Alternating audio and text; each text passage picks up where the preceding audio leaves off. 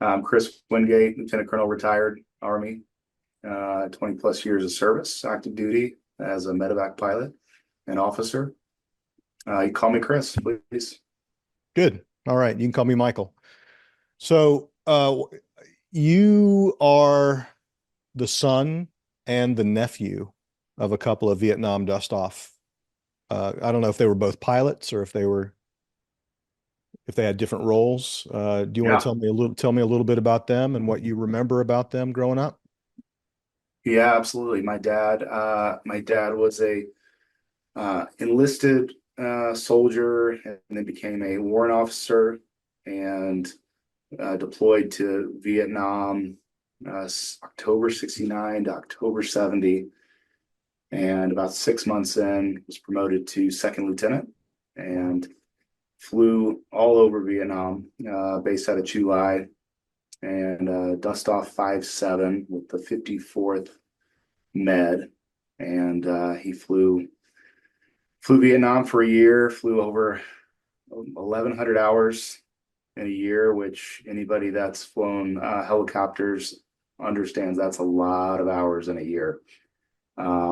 Just for context, I think even with 2.5 deployments at the time, it took me about 6 years to cross 1,000 hours. Holy And moly. I was pretty busy my first two deployments flying this mission. So pretty incredible. And it really is, just foreshadow of really what everyone else flew. I mean, those guys flew like crazy and did a lot to save a lot of lives.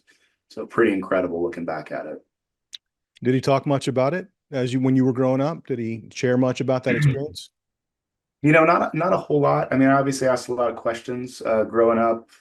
I think I remember him as a major when I was younger, and my older sisters were home, and he was TDY often, or but always home, always engaged. And I remember really just asking questions about the Army and what he did. But even when I decided to apply for an Army ROTC scholarship at TCU, Texas Christian University in Fort Worth, Texas, and then pursue flight school, I didn't really know until I would ask him. When I finally came on deployment orders, I asked him a little bit about his deployment. And that was Mm, probably the first time we really talked about it. mm. And it was interesting because he could tell me all the stories, but you don't really know until you're in it yourself. You know, it's all this theoretical concept, and so until you're actually in the thick of it and you're on the front lines, so to speak, it's a totally different feeling. So he definitely brought up some of the missions he flew and the challenges of flying back then. And he towards the trail end of his career was a part of some significant changes to from the UH-1 to the UH-60 Blackhawk. No night vision goggles to night vision goggles, which of course is a game changer for us owning the night. And hearing the stories of what he did and some of these other heroes did in Vietnam under the worst conditions possible, just amazing to me. Yeah. So even though you hadn't talked about it very much, you must have known enough to know that you wanted to do the same thing, right? I mean, Yeah, you did go into the same line of work. yeah. I mean, I always had a tendency for service. My wife and I are in the ministry full time, in addition to all the other things we feel called to. Um, and the military, for me, although, coming into TCU as a freshman, I didn't really think about it. It wasn't until going into my sophomore year, um, I gave it a second look and I was like, I think I really want to do this.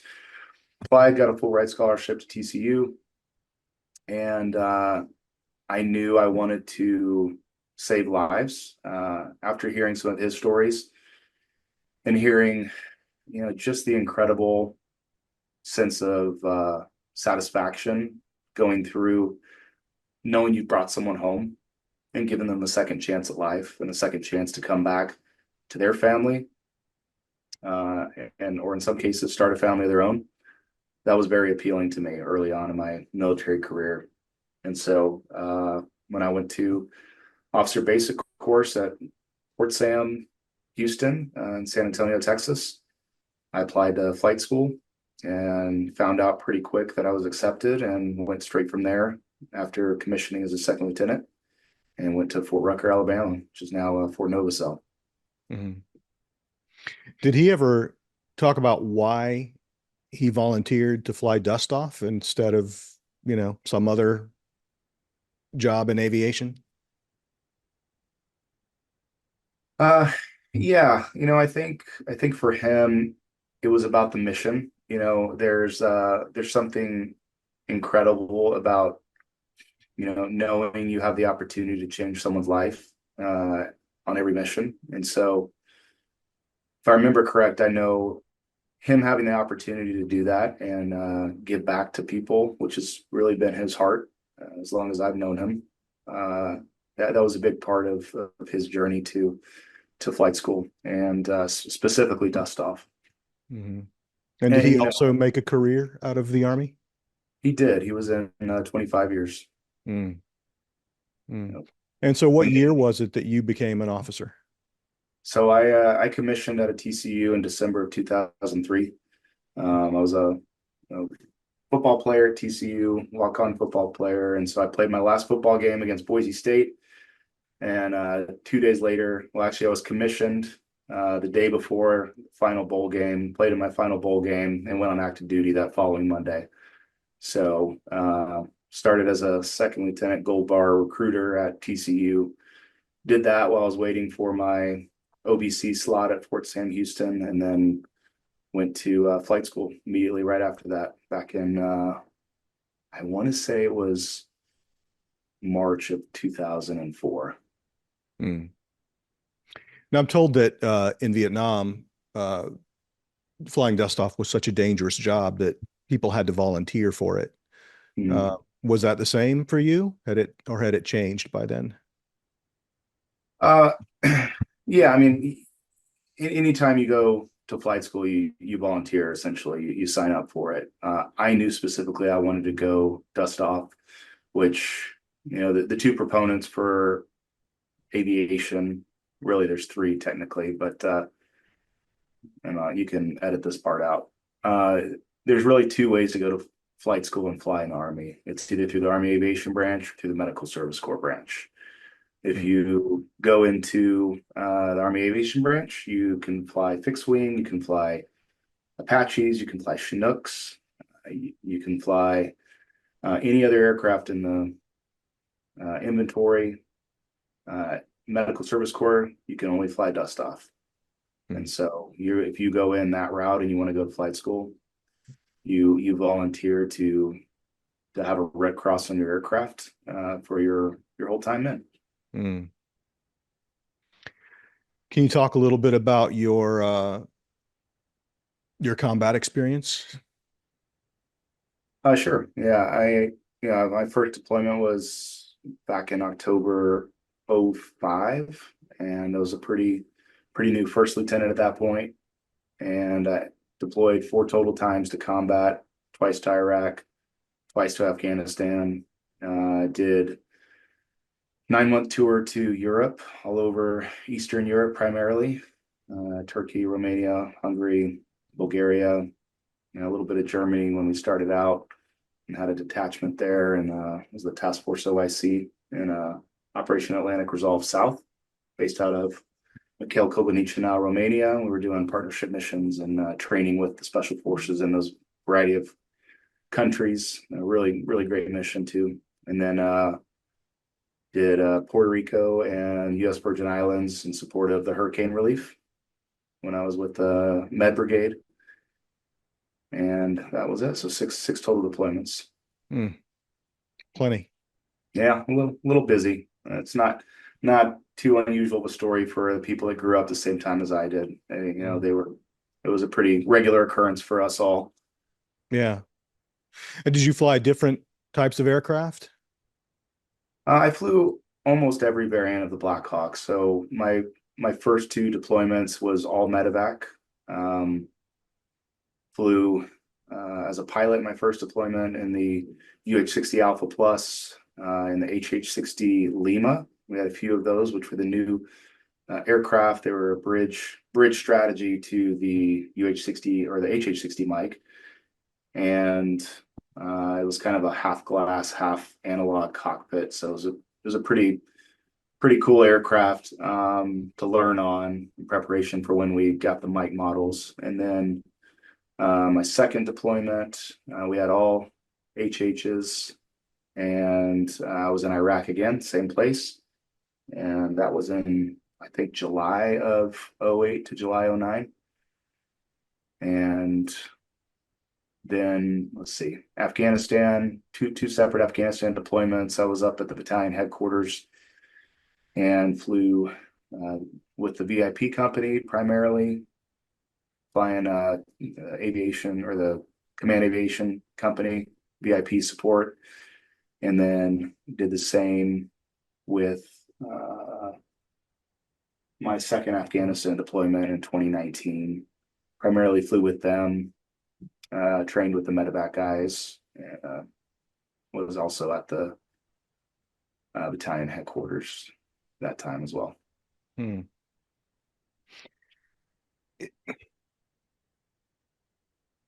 You're probably, I mean, you're a young guy when you're getting all of this combat experience, but probably not as young as your dad was when he was in Vietnam. Was that ever occurred to you? I mean, most of those guys were 18, 19, 20 years old. Yeah, I know he was. I'm gonna have to do the math here, see how old he actually was, because I remember him telling me a lot of the guys he flew with were 19 and 20-year olds, and the majority of the seats. And let's see, 2004. You can edit this out. Sorry. It's all right. Um, it's 1960.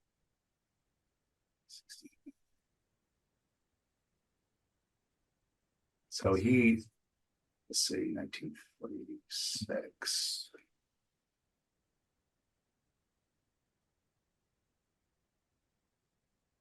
My mom and dad's anniversary are so similar to their birth date. They're always swapped, so I always forget. Hmm. Um, so yeah, he was 23.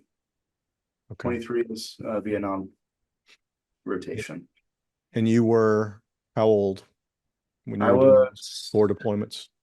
yeah, my first deployment, I was 24, Hmm. 24, going into the age of 24. So I started at 23 and then turned 24 in Iraq. Yeah.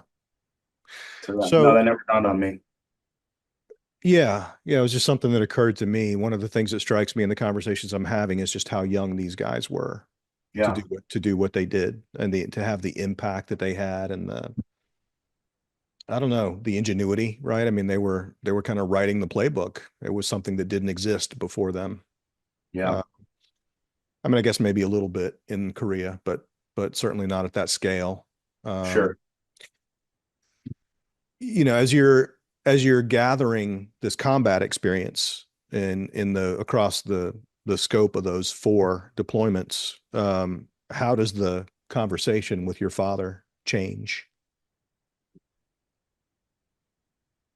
I think we always have that banter back and forth, of course, because I think he finished with just over 3,300 hours and 25 years, and I think I finished at about 2,200 in the aircraft and another probably 800 or 900 in the simulator. So I didn't quite catch him in totality of all my hours. So he likes to jab with me a little bit on that.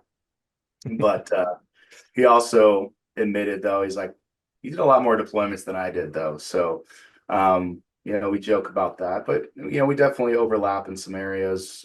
The first 2 deployments in particular had some challenging missions and did a lot of good. Our team did a lot of good all throughout our region in Iraq, and just a great sense of knowing you've done something well. there's also a big sense of relief after every mission when you come back safely, unharmed, and you know you've done everything you can to save those lives. And you know, you don't realize until probably later on how much comes into how many different elements of the military and the joint force come together to make those missions a success. You Mhm. know, at these younger ages, you're just doing it. You know, you're just executing, flying from point A to point B after getting your intel, making sure you're avoiding the areas you're not supposed to fly into, the altitudes you're supposed to fly at, and doing your best to make sure that you bring that crew home and also take care of the patient en route and get him to where he needs to go so he or she gets a second chance at life. Mhm. You have a bit of a unique perspective as the son of a Dustoff pilot, but a Vietnam Dustoff pilot. But I wonder in your training and just, culturally, among the people who had your job, how conscious do you think people are about the sort of seminal role that Vietnam Dustoff pilots in particular played in just inventing the job? I think over the last 20 years, we've done a really good job trying to make it right for how Vietnam veterans came home. And part of doing that right is telling their stories and making sure you highlight what they've done and the impact they've made. And so I think the more we're in this mission, and the longer I was in, the more I realized how much Vietnam desktop crews really revolutionized Army medical evacuation by developing innovative tactics, techniques, procedures that improve the speed and efficiency and effectiveness of battlefield medical evacuation. And I think that legacy is still felt today in military medical evacuation practices. Hmm. Is there an example that you can think of something that those guys pioneered that still informs the way that the job is done technically, tactically, uh, operationally? Yeah, sure. The first is, of course, utilization of dedicated medevac assets. So this was the first large scale war that we used medevac helicopters, where they were dedicated solely to the mission of medevac, meaning they are on 24/7 standby, ready to respond at a moment's notice. There were also other crews, and I will delineate here between Dustoff and medevac in Vietnam because it was different back then, as I think you've spoken about before. But Dustoff specifically, unarmed, dedicated medevac asset, um, with a standardized cabin where they were all the same, and everyone had the sole purpose of being on standby to respond and evacuate the wounded off the battlefield. And they were also unarmed. So those are a couple ways that they did it right back then, and that continues to set us apart on the world stage in our ability to take care of our own and never leave somebody behind. Mm. A couple other ways is just the rapid response and the on-demand medevac. You've heard spoken, I'm sure, the golden hour before, practices of getting the patient to the higher level of care in less than an hour from the time the injury occurs. Those guys, excuse me, those guys operated under this principle that no one should be left behind, and regardless of the risk to crew, they would put themselves at risk, regardless of the enemy threat. And I think that although we have probably become much more aware of the threat around us and done our best to mitigate the risks, we're not a bunch of cowboys. And that's not to say that they were either, but we take informed decisions and plan and route quite often to make the mission happen. And so that attitude of, when I have your wounded, I will move, and I will. Okay, let me re-say that. The attitude of when I have your wounded really resonates with my generation, and we have it on our patches, we have it on our shirts, we have it on our mission statements because, it just it puts kind of amplifies why we're here and how we will never stop until then. Hmm. Um, the unarmed, unescorted missions, they obviously they were unarmed with exception of their personal weapons on the Dustoff aircraft. They often were unescorted. Sometimes they had escorts. Uh, the medevac crews, like the 15th Med Battalion, the divisional assets, they were armed with M60s, I believe. Uh, so little difference in how they executed in some of those areas, but you know, with the Geneva Conventions and with medevac doctrine and even joint doctrine, we see that permeating across the board. And being that we're the only force that has a dedicated medevac asset, even today, I mean, they set that example and we stuck with it. The standardized triage and in-flight medical care, that's something that they pioneered, the importance of in-route care to make sure that you can extend the life of the patient till you get them to the higher level of care and you pass it off to the next provider. Those triage techniques that they developed to prioritize the most critically wounded first, and even how you stack them in the aircraft in the back of that aircraft. Those concepts have been carried forward even today in modern day medevac operations, where although we have much more advanced medical equipment and highly trained personnel, now flight paramedics to deliver care en route. I mean, these guys did phenomenal work, saving over 900,000 lives throughout the course of that war. Yeah. Uh, yeah, so I mean, those are a few things. A few others are the night and all weather operations. There were very few things that kept them back from flying and executing mission. My dad told me about a story where he did a night pickup in the mountains in the valley, in the mountains in a bowl that was socked in from clouds. And mind you, they have no night vision goggles at the time. So I can't imagine flying this mission with poor visibility, less than a mile visibility with no night vision goggles and sheer darkness. And he was going to the LZ to pick up the wounded soldier, and he's on the radio, and they're tag teaming, watching the instruments to make sure they're flying level, and the aircraft commander, is flying and trying to just keep the dirty side down, if you will.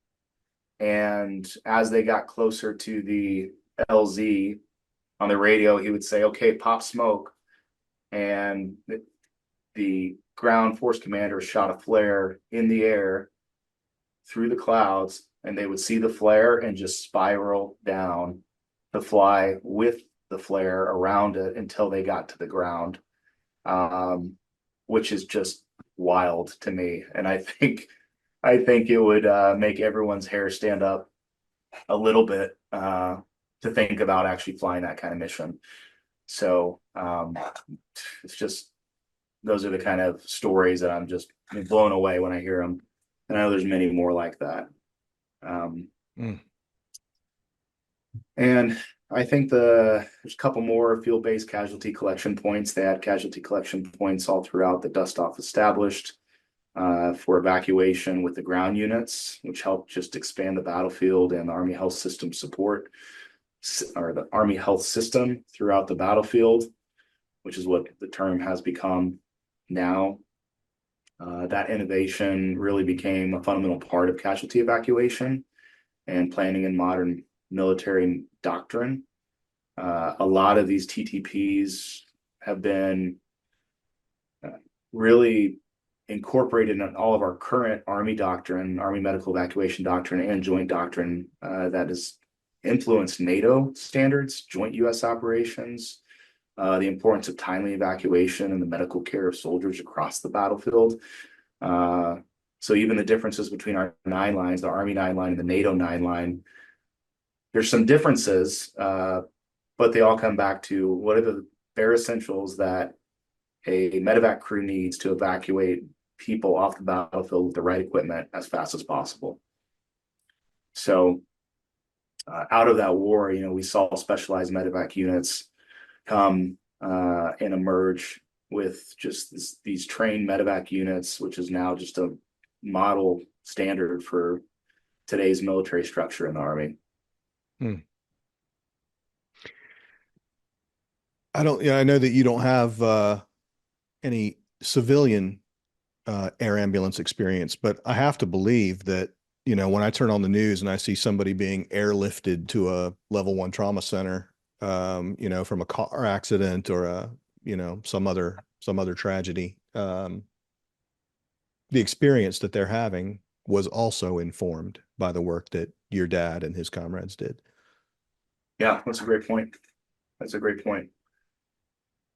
I've never actually looked at that, but now that you say that, yeah, I would imagine so. I've had a lot of friends that have gone over to fly a civilian medevac because it just correlates really well, and they still have that passion to serve and that passion to save lives, and they also still put their lives at risk, even here, and even when our guys are providing standby medevac support, either on an Army installation or a DoD installation for the local community, which still happens in the United States. There's high risk missions there, in Alaska, even in El Paso at a higher altitude. So the Franklin Mountains, and they do some incredible things even today here in the States. Yeah. And And I would imagine you mentioned in-flight care. I would imagine that yeah, experience today was very much informed by Vietnam Dustoff.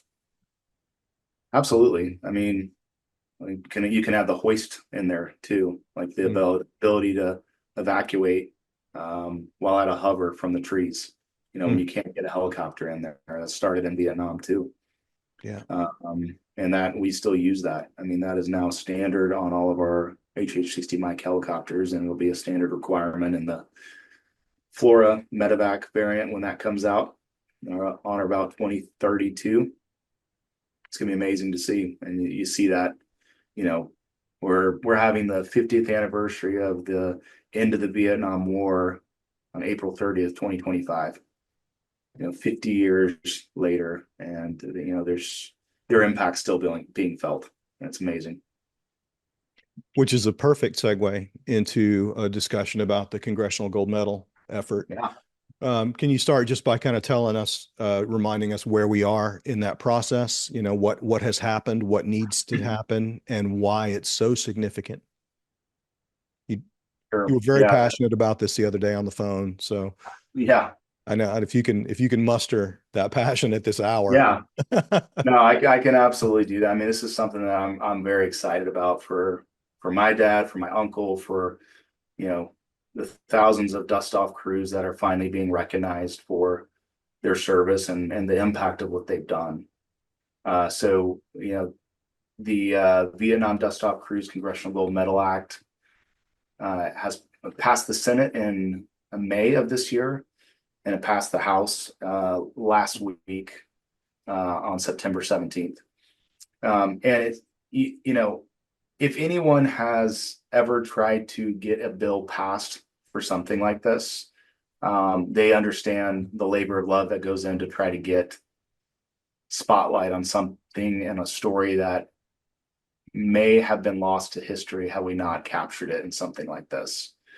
Um, and I'm sitting there watching the House read the bill, and to hear them say the things they're saying about dust off crews in Vietnam and the impact that they have, and how this award, the highest civilian award honored by Congress, will be the first of its kind to acknowledge anyone from Vietnam War service.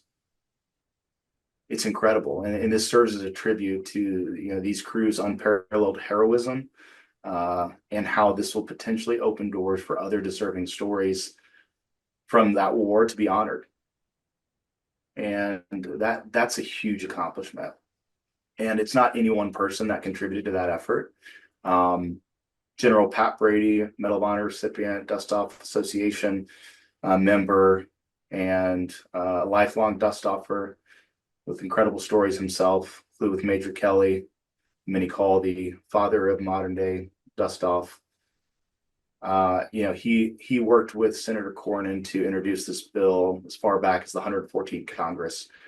We're in the 118th Congress now, and it took till now to spread the word and tell the stories to get both chambers of Congress to not only acknowledge, but just say, yeah, we need to recognize these guys and gals for what they've done. So it was a concerted effort, by Senator Cornyn in the House and his staff, Representative Derek Kilmer out of Washington, District 6, and his staff to champion the bill in their respective chambers. General Brady to do his part as an outspoken and visible representative of our community. The Dustoff Association members, families, and supporters, they join this effort to really raise awareness, call their representatives, send emails, send letters, use our voice on social media and on the internet to get the word out there. The Vietnam Dustoff Association, which is the other Dustoff Association, Steve Vermillion and Chris Seedorf, and Gary Hagan and Doug Peterson, those guys spent thousands, over $50,000 of their own money flying to DC to meet with representatives and to tell the story and to make sure that they could be heard. And also, there was a local law firm that took up our case pro bono to help us organize our efforts, the Hunton Group LLP, who countless hours, I think over 1,000 hours of pro bono legal support for us to not only organize our efforts, to set up meetings for us, to write supporting letters, to provide legislative guidance and support. It was a collective effort to make it happen this time. And that had never happened in any other previous congressional cycle. And, there would be 12 or 20 co-sponsors for the bill, and then it would just die off. Mm. But this year, this team came together because where unity is, that's where God will command his blessing. And everyone jumped on board to do everything they could to spread the word, raise awareness, and make sure the stories could be told. And I'm just deeply grateful for everybody that came together to work as a team to make this happen, and all the elected officials that supported the effort, supported Senator Cornyn and Representative Kilmer and their staff that really worked very hard to help get the word out there and get this across the finish line. And it took a long time to get there. And the last piece of where I'll leave it is it should go to the president's desk this week to be signed into law. We're expecting. And from there, the clock will start. And it's about 2 years from now, we'll see that Congressional Gold Medal presented. That's what they tell us. And they'll go through a design process with the U.S. Mint, and where they'll pull historical references and talk to some of our SMEs to get their feedback and their input. And the Dustoff Association and Vietnam Dustoff Association have sent a joint letter with our recommendations. We've sent a joint letter with our recommendations to Senator Cornyn and Representative Kilmer to send to the U.S. Mint, so they know what our 3,300, 3,600 collective members feel represents this community the best in Vietnam. So just amazing effort by so many people. And I'm just grateful to have had such a small part in this and to be able to see it and to see people like my dad and my uncle recognized for what they've done. So it's just an amazing time to be here and to also be working on the Hill myself and see it. Yeah. So forgive me for not knowing this, but what happens 2 years from now when the Congressional Gold Medal is presented? I mean, does everybody who flew Dustoff get one, or how does that? What happens to the physical Yeah. award? So, the text of the bill makes it pretty clear that if you flew under the call sign Dustoff, or medevac, an Army aeromedical evacuation, this award is for you. Mm, It's not for any one person. mhm, The bill talks about some incredible heroics and references some great units that help pave the way. But it also talks about the collective effort of all the Dustoffers, the Dustoff crew members and medevac crew members that help bring home 900,000 people. I mean, just think about that for a second. As we're having these conversations with different elected officials, they're asking, some of them are asking, oh, how many do you have from our state? Well, how much time do you have? Because think about it. Think about the domino effect, right? If these heroes bring back one person who wouldn't have come back otherwise, and they have kids, and they have kids, and they have kids, this is multiplied. So this impact is worldwide, mhm, truthfully, because all those people have moved all over. So we couldn't even tell them how many because they're just under 1 million people. And then whatever they multiply it into is what the impact is. So that is, I believe, I cannot remember the representative that said it from the House floor. So anybody that could go watch the reading of the bill on the House floor, it was very, very cool to see. But she said that population really makes up 3 states or three. No, let me re-say that. I'll find the quote for you, but it was something like the 3 largest cities, and she named 3 different states. So uh, wow. I'll see if I can find that, but it's pretty incredible. Yeah. So yeah, we'll go through that, and then those individuals, whoever can come, will be invited to the Capitol, and the Speaker of the House will present the Congressional Gold Medal to the recipients. We've identified a few folks that we feel should represent our collective community, and everyone else and their families will be able to come and watch this incredible recognition from the Speaker. And whoever the Speaker of the House is in 2 years will be the one to present it. And I would expect Senator Cornyn and Representative Kilmer to speak on their behalf since they were the original sponsors of the bills. And maybe some of the other heroes will get a chance to speak. So just it's gonna be awesome. It's gonna be very cool. Yeah. Yeah. It's interesting, you mentioned that this is the first time that Congress has recognized really anyone from the Vietnam War in this way, Mhm. which then provides a template, perhaps, or opens a door for other units to pursue similar recognition. No. Do you think having blazed that trail, it'll be easier for them? Will their process be a little more frictionless, or do you think, it takes as long as it takes, and at least now we have a template, but the friction doesn't change? I think for every proposal for a congressional gold medal, there is always an effort that has to go with that.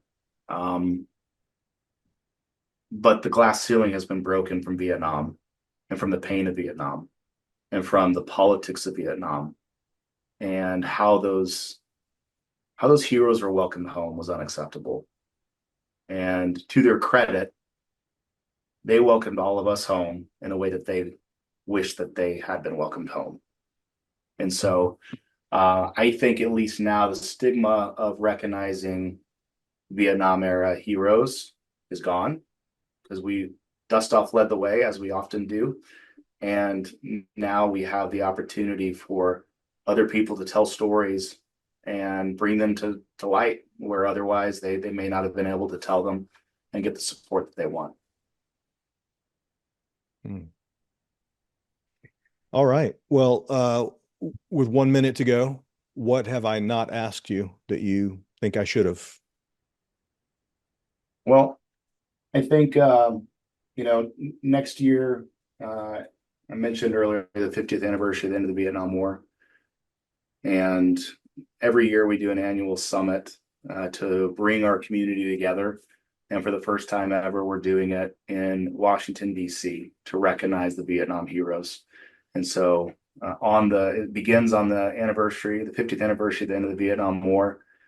And we'll be staying at the Alexandrian Hotel and having events to honor the Vietnam era Dustoffers and uh, having a presentation for our annual awards at the Army National Museum at Fort Belvoir, and having time to break bread together, tell stories, and also just highlight some of these incredible stories with a big focus of the Congressional Gold Medal and what all these heroes have accomplished.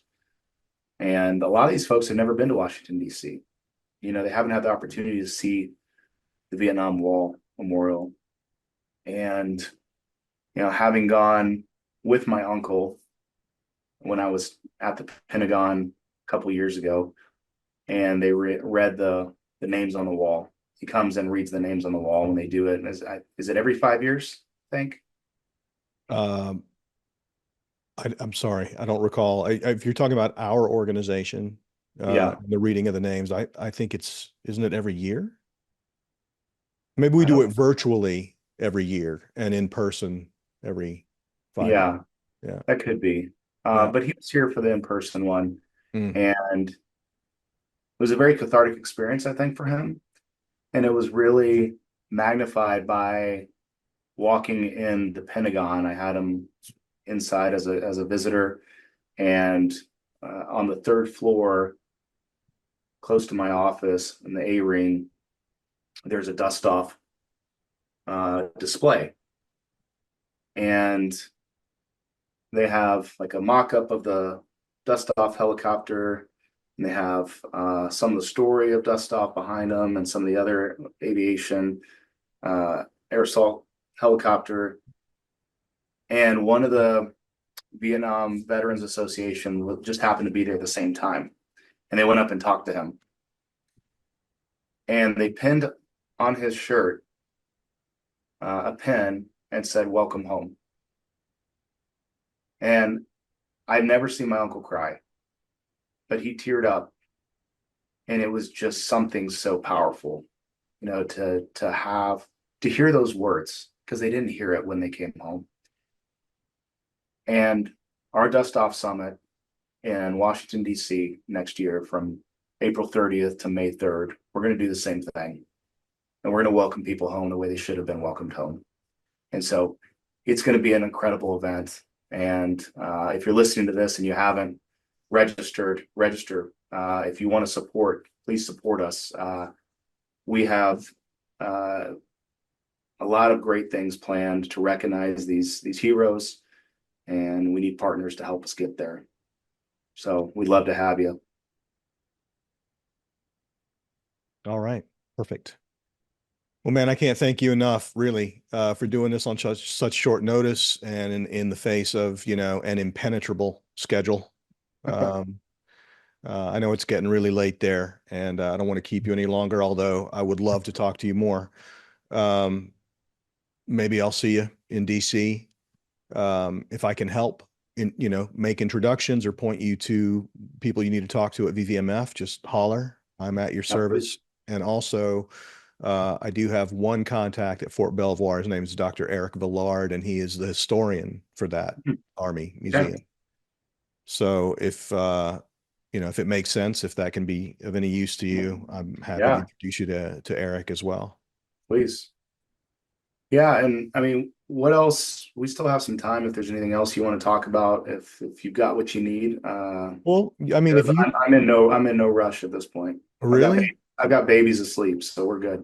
okay. Well, I've got two things that I would love to hit briefly Okay. if you're willing. Sure. One is we haven't talked about your uncle at all. Is there anything that you want to say about him or his service? Was he your father's brother or your Yeah, mother? my dad's brother. So So two boys from the same family went to Vietnam and did the same job? yep, sure did.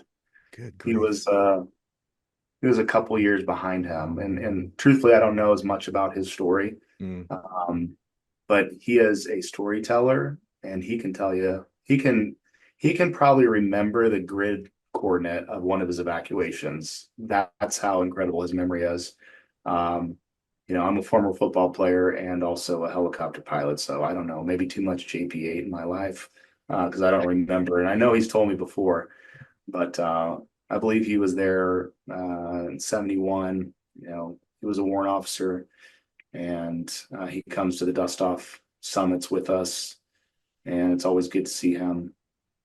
But yeah, our family goes back to 5 generations of service, um, and quite a few wars. So we keep doing it, keep serving. We just got to Yeah, keep, have the wars stop a little bit. That'd be great. So be good. sure. But we're all doing good things, so it's a good thing. Yeah, I mean, it's just, I don't know. Maybe it doesn't seem amazing to you because you're so close to it, but to me, it's amazing that your dad did this and then his kid brother did it and then his son did it, right? I mean, that's that's remarkable to me that his little brother and then later his son wanted to do what he did. Well, it's the best recruiters in the Army are family, Mm, or in any service are family. And so when you have people that love what they did and care about what they did, it's very easy to recruit and tell the story of what you did so they get to experience something just great. My deployment to Europe, I knew I was having a daughter, and this was our firstborn, Emmaus, like the road to Emmaus in the Bible. hmm And I was deployed to Romania. I got to watch the birth on FaceTime because my wife decided to go into labor 9 days early. I mean, I don't know what's up with that. She knew when I was flying home, and she still went to labor early.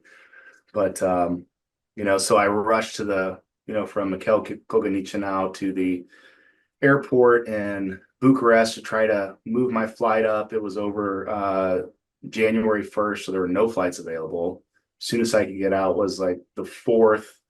And so I had one night to stay. I think January 3rd I got there. So January 3rd in Romania, she went to labor. And then the 4th, I, you know, got my flight changed, went to the hotel, 24 hours on FaceTime in the hotel, watching this till my baby finally came out. And I, of course, bawled. Such an incredible experience. And got on the flight the next morning, literally 10 minutes after Emma was born. Made it to Temple, Texas, and was able to meet them in the hospital and hold her for the first time. And my next deployment, she was around a year and a half, and I wanted her to know my story. I wanted her to know what I did as a medevac pilot. And so I wrote my first children's book called Emma the Medevac Pilot. And it's, if you remember as a dad, I don't know if you ever did this where you hold your kid up and you spin them around in a circle. hmm They just laugh and laugh and laugh. Well, she did that all the time. And so I got this idea that anytime she spun around, she could, her imagination could take her to me wherever I was in the world. And so the book's called Him the Medevac Pilot. And so when she'd spin around, she became my co-pilot when I was overseas. And so the message of the story is no matter where your parents are in the world, your imagination can always take you there. hmm. And so when we wrote this book, we for every book purchase, we gave away a book to children of deployed service members. And that was a real fun project to tell the story of medevac and really just plant those seeds of this mission and how rewarding it is. And, you know, we keep having kids, so I keep having to write books. So we'll see which one of them ends up in the helicopter as a pilot, kind of depending on the day, they either want to be medevac pilots or something else. So we'll see. Mm. The other thing that we haven't touched on, and I don't think we talked very much about it on the phone the other day either, is you and only to the degree that you're comfortable or that you feel it's relevant, what you're doing in civilian life. I've gotten bits and pieces. I think that you are somehow involved with with Congress? You're working on the Hill. What exactly are you doing? Hmm. Trying to see if I can talk about this. Trying to think about it. Well, you don't First, have to. You don't have to. You can just talk about the association if you want. yeah. No, because I know we have some limitations to what we can talk about. Yeah, I can tell you I work on the Hill. That's fine. But for most interviews, I got to get cleared if I'm going to talk specifics. Mm. Um, Mm. but yeah, I can say, I decided to retire from the Army um, after principal selection for battalion command because I wanted to impact the change from a different level, and I didn't feel like I could do it inside the walls of the DoD, and so I felt called to Congress to go work in policy, and so I work now in the Senate to help support the DoD and VA in my state and Your um, state being Texas. Texas. Yeah. Yeah. So I love what I do. I love getting to support the people of Texas and our nation and our people in uniform and their families and our veterans in a different way. Mm. And my boss is a huge advocate for this community, and it's just a real honor to work where I'm at right now. Yeah. It sounds amazingly satisfying and perfectly suited for you. Yeah, I appreciate that. You know, God always directs our steps when we listen, and He doesn't ask you to know all the answers, but He does ask you to obey. And He said it was time to go, and I went, and He delivered on it. And so we're still in Virginia and loving it. And there's something about the city in DC and the history and the ability to shape laws and policy that protect and make life better for our families and for our people in uniform. And it's just a real joy. Yeah. All right. How long have you been involved with the Dustoff Association? I've been with the Dustoff Association for a long time. I want to say I was a young captain when I see, gosh, that would have been about 13, 14 years ago when I went to the president at the time and pitched the need for social media for Dustoff Association because we're really lacking on, just visual presence, engagement from people. And so I helped start the first Facebook page for Dustoff, which seems like a small thing, but it takes time to turn a big ship. Mm-hmm. And so, uh, that's when I really started getting involved. Although I attended often, even as a lieutenant, I would attend when I could because my dad always went, my uncle went, my mom went, and my uncle's wife Tracy went, and so it was always great to be in that community, you know, in the shadow of heroes, if you will. And so I got nominated to be a member at large, I think the following year, and I just stayed involved and just helped recommend changes and recommend things that I thought could really shape and change the organization. And eventually got nominated to be the vice president. And I did that for, gosh, I think it was either 2 or 3 years. And then now I'm the president, and it's a 2 year stint as the president.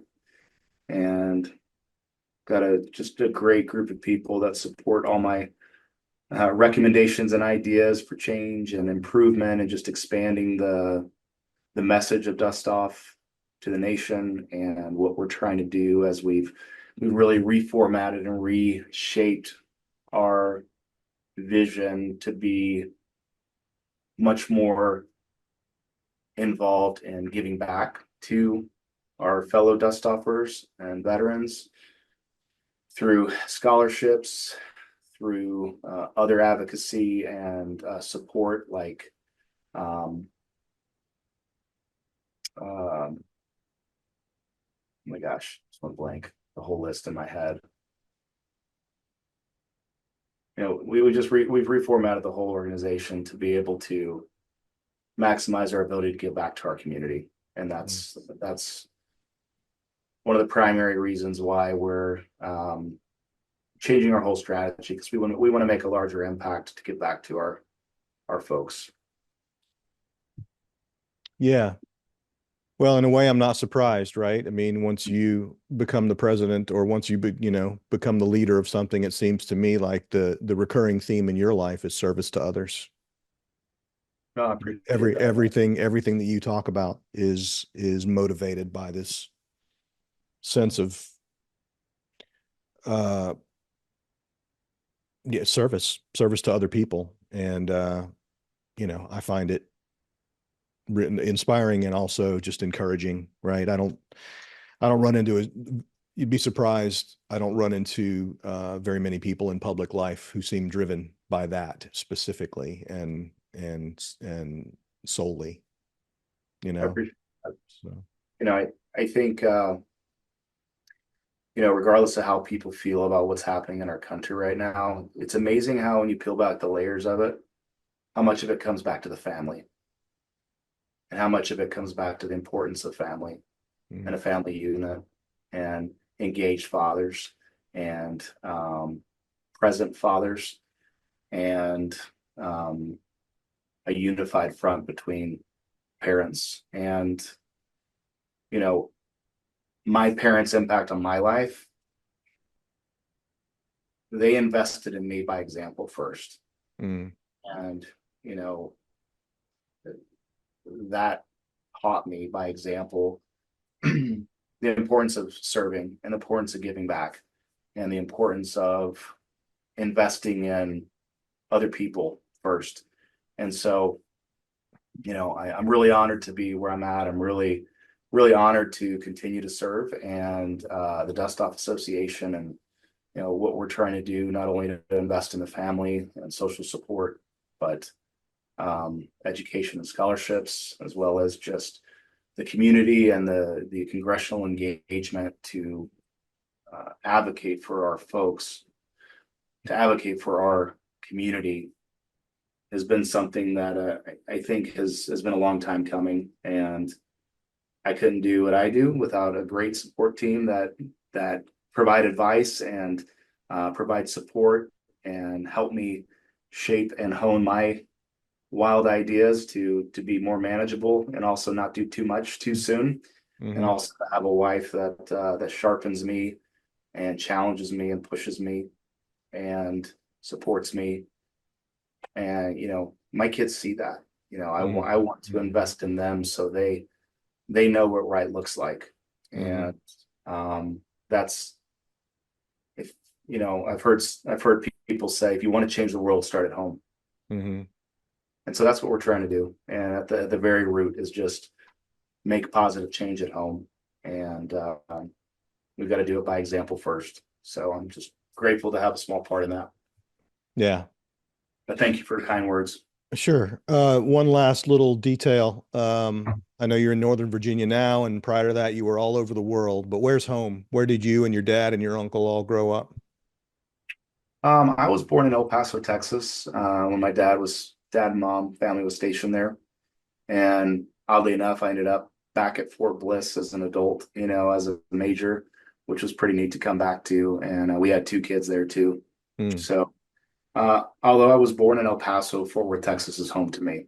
Fort Worth. So, uh, at the time, I had when I went to TCU for college, and the time in college was the longest period my entire life I had lived in one location. So that Yeah. was about 4.5 years. Yeah. Uh, and so, it became home to us because we love Fort Worth. We love the people of Fort Worth. We love the city of Fort Worth. Mm, And of course, it's, God's country being in Texas. yeah. So although we feel assigned to Northern Virginia and Washington, D.C. right now, Texas is always home to us. And Yeah. I'm fortunate enough in my job to be able to go back and forth quite a bit. Good. And see my parents interact with the community and the people back home, and it always feels like you're coming back home. So Yeah. yeah, And my your dad and your uncle also grew up in Texas?